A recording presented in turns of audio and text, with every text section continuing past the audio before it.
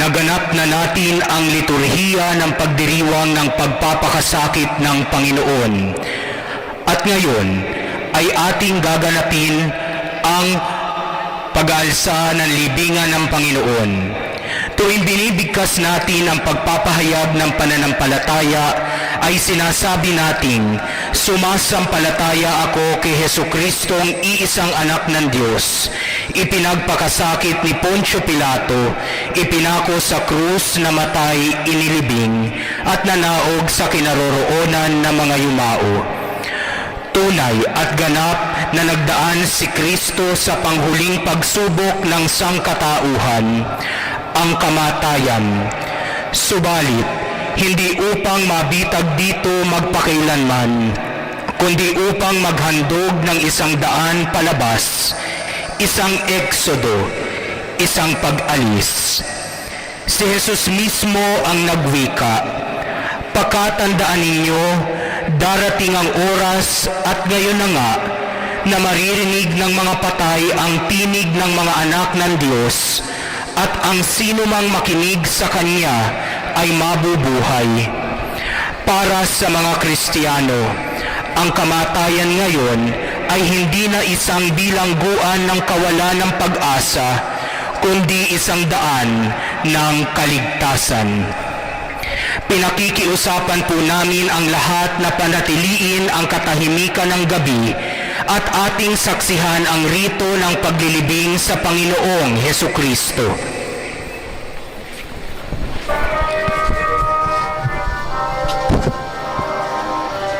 Mainit, sir.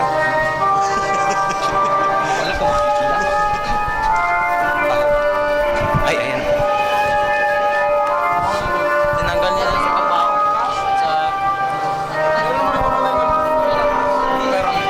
Done.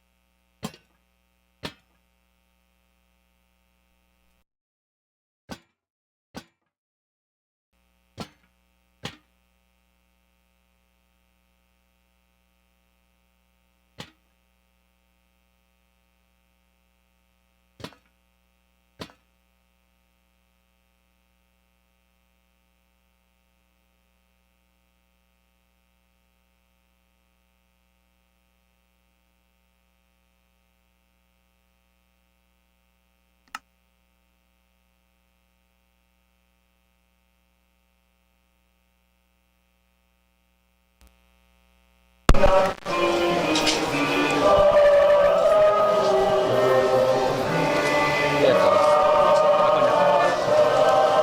Wala na. Ito lang.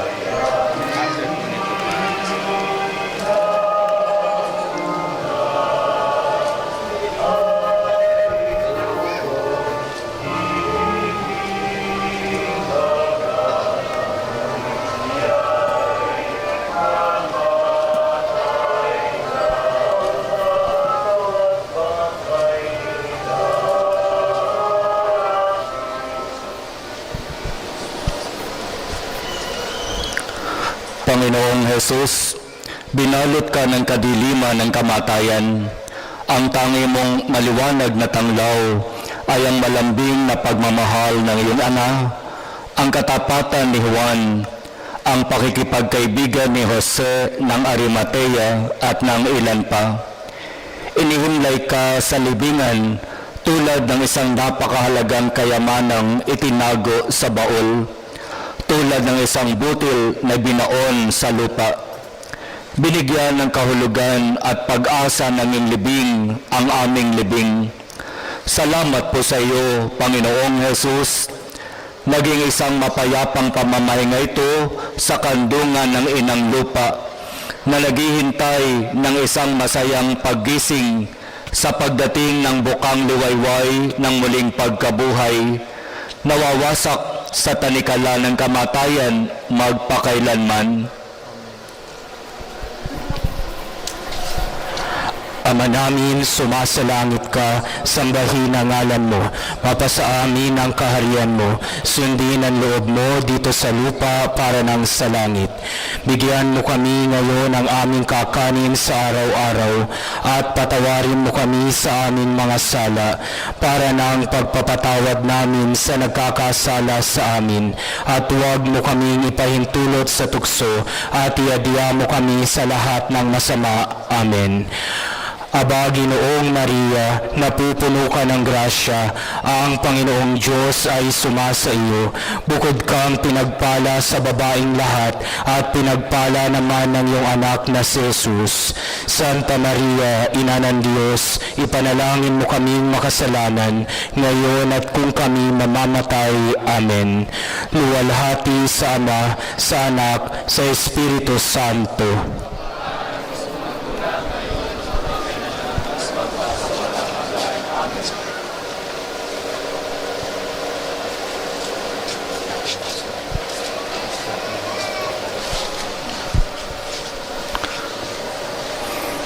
Paalam sa iyo, Panginoong Hesus, ayon sa iyong habilin sa iyong mahal na alagad na si Juan, amin ngayong kikilalanin ang iyong ina na amin ding ina na si Maria.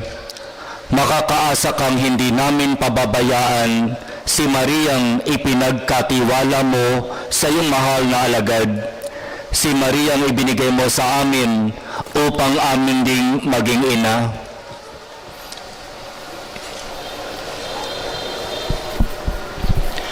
Pagkatapos po ng ating seremonya ng paglilibing, ay tahimik tayong linisan sa lugar na ito. Muling babalik bukas para sa ika-8 ng gabi ng misa ng pagsalubong sa Pasko ng muling pagkabuhay ng Panginoon.